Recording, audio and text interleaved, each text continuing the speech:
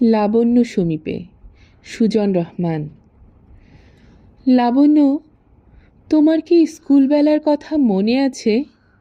মাটির ঘর, ভাঙা বারান্দা কিংবা ছুটির ঘন্টা?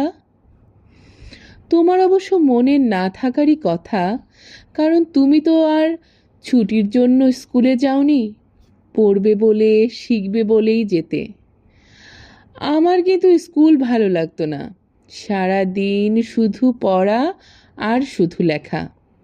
ওসব আমার কি যে কাজে আসবে তাও বুঝে আসতো না। 1200 সৈন্যের 14 দিনের খাবার, 7 দিন পর আবার 200, এসবে আমার কাজটা কি বলো তো? কি আশ্চর্য, আমি কি সৈনিক ক্লাবের বাবুর্চি হব নাকি? আমি কিন্তু ছুটির ঘন্টার অপেক্ষায় থাকতাম, কখন ছুটি হবে, কখন বাজবে সেই ঘন্টা। কিন্তু হঠাৎ একদিন স্কুল ভালো লেগে গেল আমার, যেন বিকেলের খেলার মাঠের চেয়েও ভালো। তোমার কি মনে আছে লাবণ্য, তুমি যেদিন আমাদের ক্লাসে এসে বসেছিলে? আমরা প্রায় সবাই হা হয়ে গিয়েছিলাম। তোমার পাকা রঙের জামা, কি ভীষণ সুস্থ ত্বক ছিল তোমার। সেদিনের পর থেকে পড়া ফাঁকি দিলেও স্কুল ফাঁকি দেয়নি আর।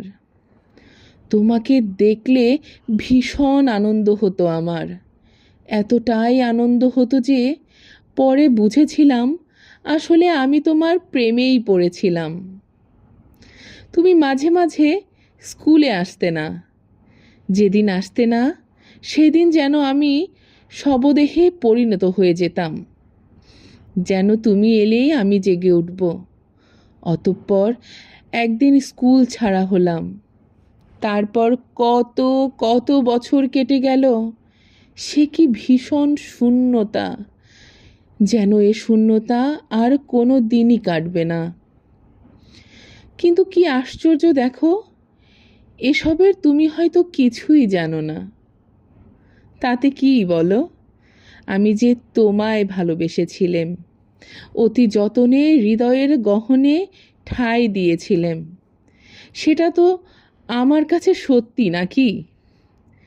জানো লাবণ্য, কতবার কতক্ষণে তোমাকে দেখব বলে যে প্রাণ কাঁদিয়াছে, সে না হয় তোমার অজানাই থাক।